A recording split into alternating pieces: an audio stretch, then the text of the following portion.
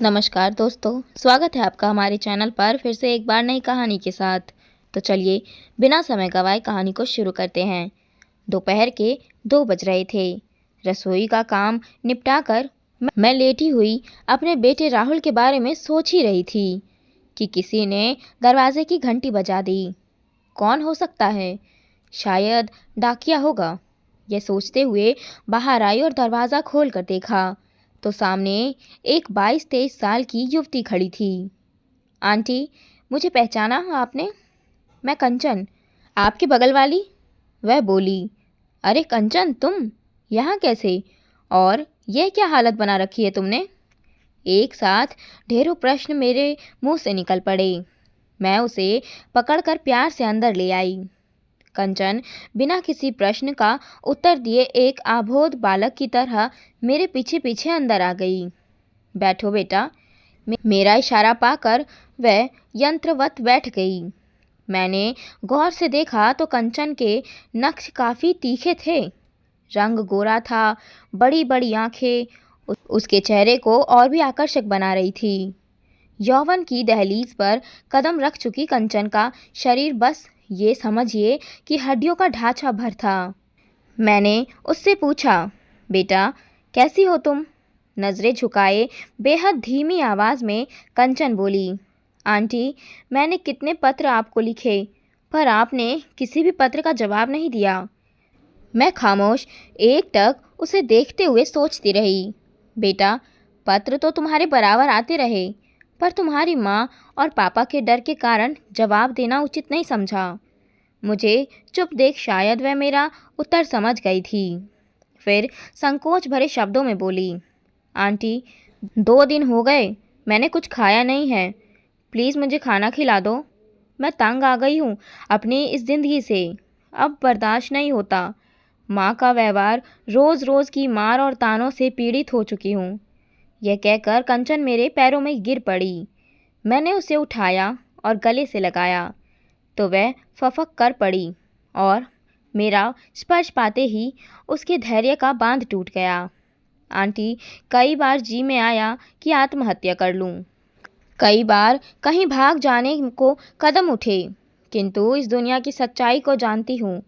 जब मेरे माँ बाप ही मुझे नहीं स्वीकार कर पा रहे तो और कौन देगा मुझे अपने आंचल की छाँव। बचपन से माँ की ममता के लिए तरस रही हूँ और आखिर मैं अब उस घर को सदा के लिए छोड़कर आपके पास आई हूँ। वह स्पर्श ढूंढने जो एक बच्चे को अपनी माँ से मिलता है। प्लीज़ आंटी, मना मत करना। उसके मुंह पर हाथ रखते हुए मैंने कहा, ऐसा दोबारा भूल कर भी मत कहना। अब कहीं नहीं जाएगी तू। जब तक मैं हूँ तुझे कुछ भी सोचने की ज़रूरत नहीं है। उसे मैंने अपनी छाती से लगाया तो एक सुखद एहसास से मेरी आंखें भर आई। पूरा शरीर रोमांचित हो गया और वह एक बच्ची सी बन मुझसे चिपकी रही और उष्णता पाती रही मेरे बदन से, मेरे स्पर्श से। मैं रसोई में जाकर जब उसके लिए खाना लेने गई तो जी में आ रहा था कि जाने क्या क्या खिला दूं उसे। पूरी थाली को करीने में सजाकर मैं बाहर ले आई तो थाली देख कंचन रो पड़ी। मैंने उसे चुप कराया और कसम दिलाई कि अब और नहीं रोएगी। वह धीरे धीरे खाती रही और मैं अतीत में खो गई। बरसों से सहेजी संवेदनाएं प्याज के छिलकों की तरह परत दर परत बाहर निकलने लगी।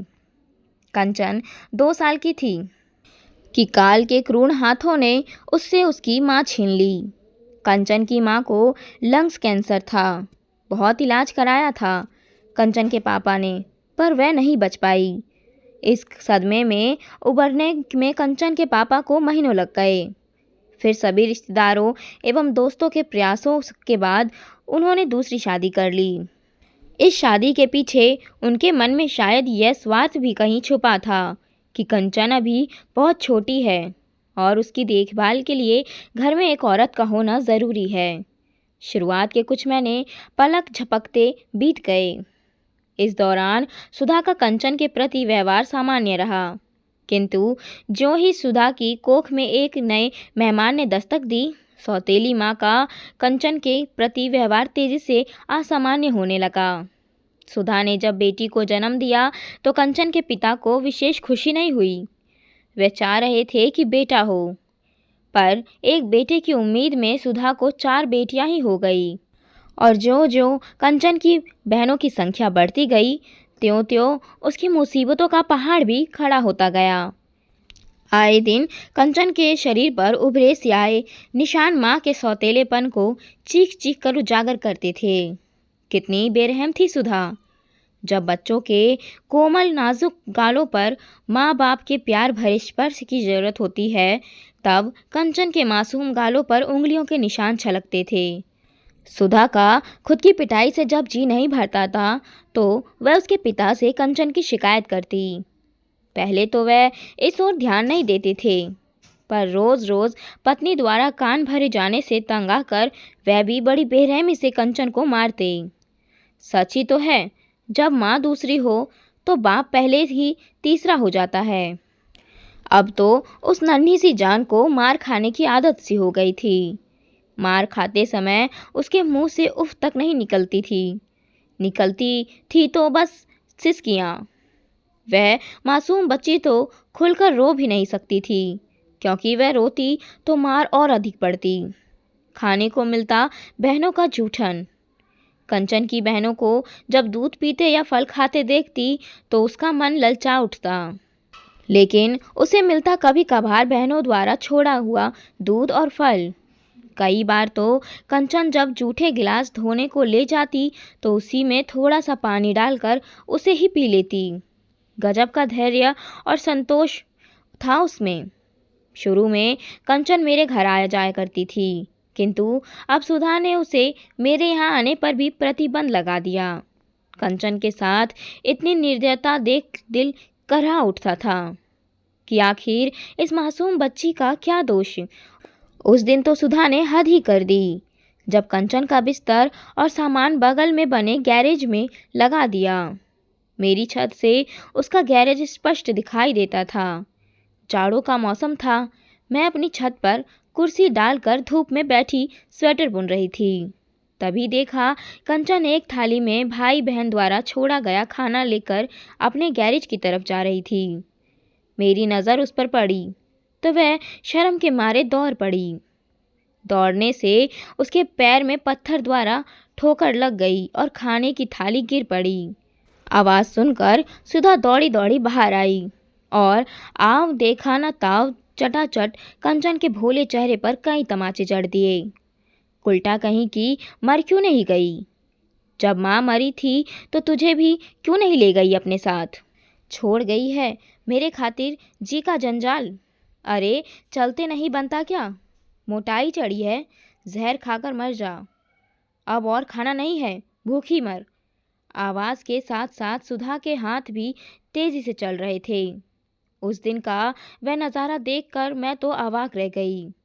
काफ़ी सोच विचार के बाद एक दिन मैंने हिम्मत जुटाई और कंचन को इशारे से बाहर बुलाकर पूछा, क्या वह खाना खाएगी? पहले तो वह मेरे इशारे को नहीं समझ पाई, किंतु शीघ्र ही उसने इशारे में ही खाने को स्वीकृति दे दी। मैं रसोई में गई और बाकी बचे खाने को पॉलीथीन में भरकर रस्सी में बांधकर नीचे लटका दिया।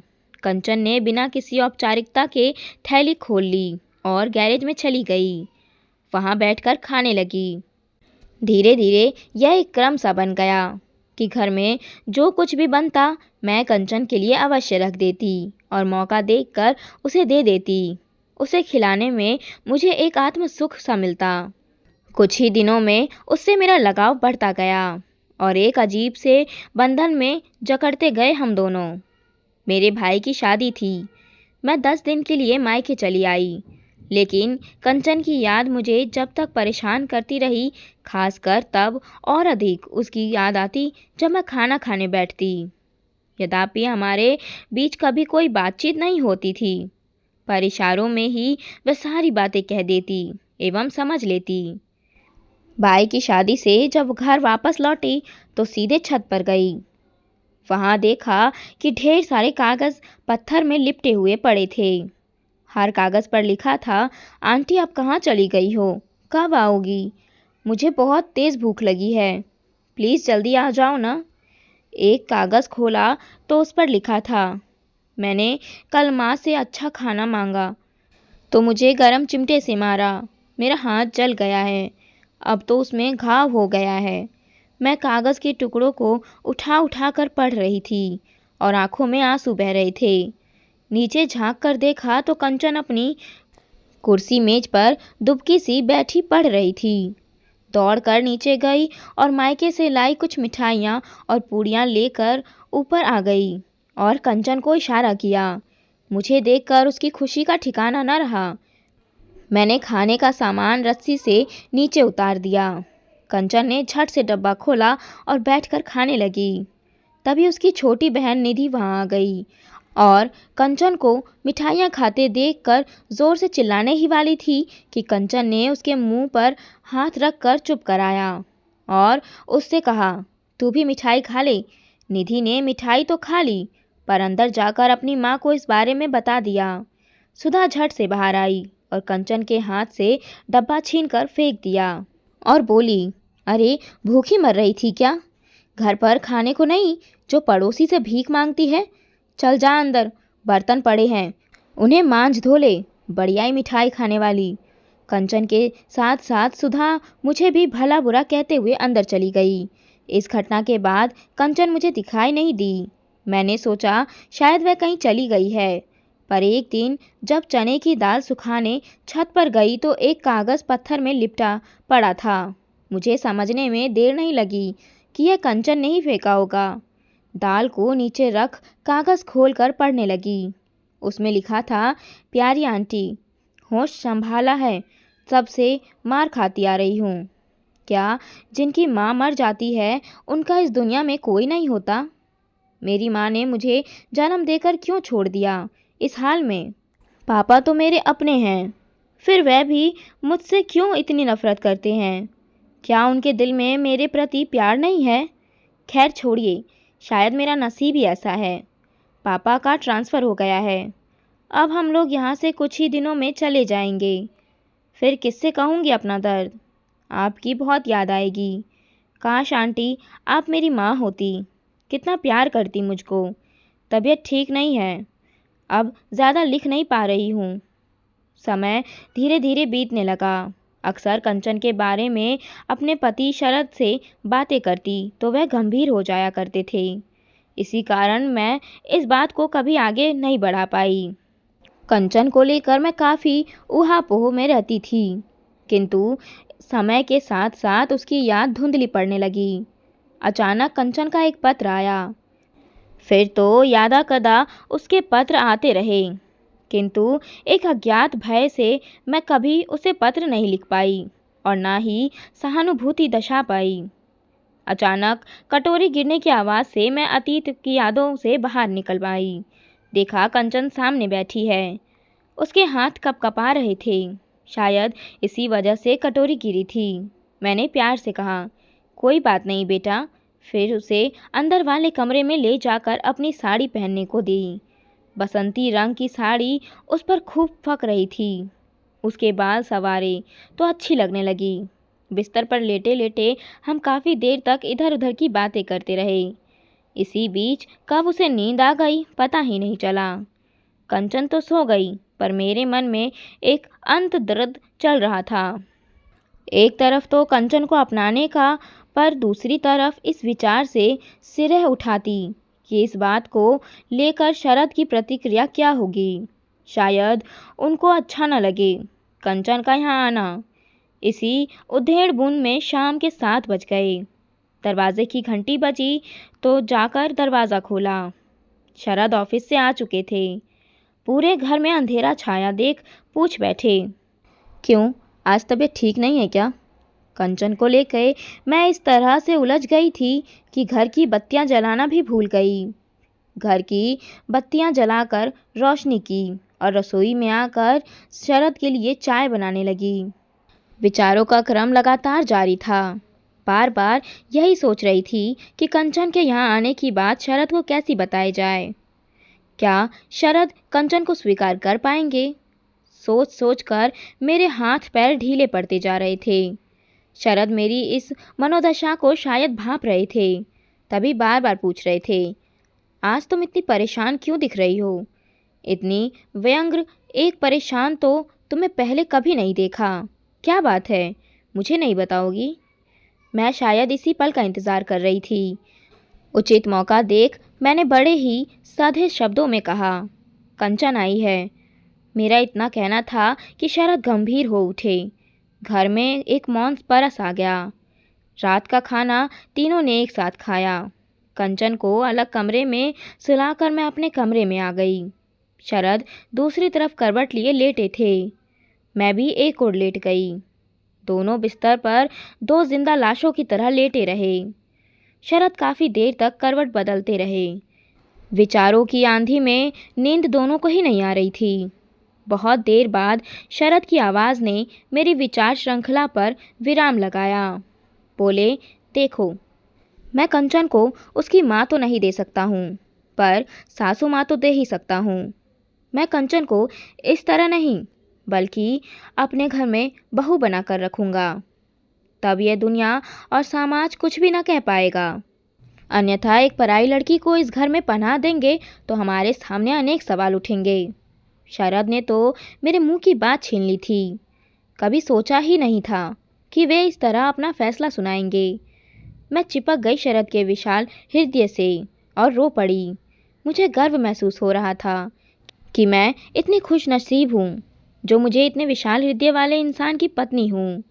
जैसे मैं सोच रही थी वैसा ही शरद भी सोच रहे थे कि हमारे इस फैसले को क्या राहुल स्वीकार करेगा। राहुल समझदार और संस्कारवान तो है, पर शादी के बारे में अपना फैसला उस पर थोपना कहीं ज्यादती तो नहीं होगी। आखिर डॉक्टर बन गया है, कहीं उसके जीवन में अपना कोई हमसफ़र तो नहीं। उसकी क्या पसंद है कभी पूछा ही नहीं। एक ओर जहाँ मन में आकांक्षा के बादल घूम रहे थे, वहीं दूसरी ओर दृढ़ विश्वास भी था कि वह कभी हम लोगों की बात टालेगा नहीं। कई बार मन में विचार आया कि फ़ोन पर बेटे से पूछ लूं, पर फिर यह सोचकर फ़ोन पर बात करना ठीक नहीं होगा। अंततः उसके आने का हम सब इंतज़ार करने लगे। इधर जैसे जैसे दिन व्यतीत होते गए, कंचन की सेहत सुधरने लगी। रंगत पर निखार आने लगा। सूखी त्वचा सनीगंध और कातिमयी होकर सोने सी दमकने लगी। आँखों में नमी आ गई। मेरे आंचल की छाँव पाकर कंचन में एक नई जान सी आ गई।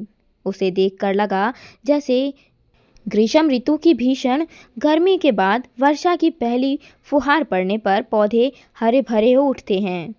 अब वह पहले से कहीं अधिक स्वस्थ एवं ऊर्जावान दिखाई देने लगी थी। उसने इस बीच कंप्यूटर और कुकिंग कोर्स भी ज्वाइन कर लिए थे। और वह दिन भी आ गया जब राहुल दिल्ली से घर वापस आ गया। बेटे के आने की जितनी खुशी थी, उतनी ही खुशी उसका फैसला सुनने की भी थी।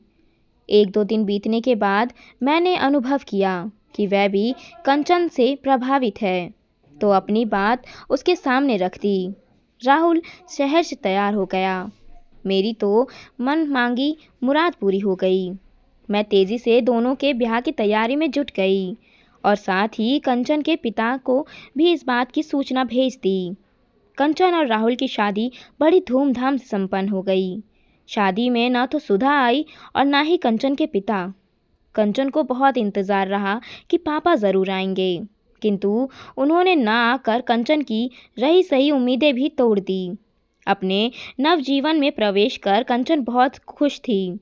एक नया घरौंदा जो मिल गया था और उस घरौंदे में माँ के आंचल की ठंडी छाँव थी।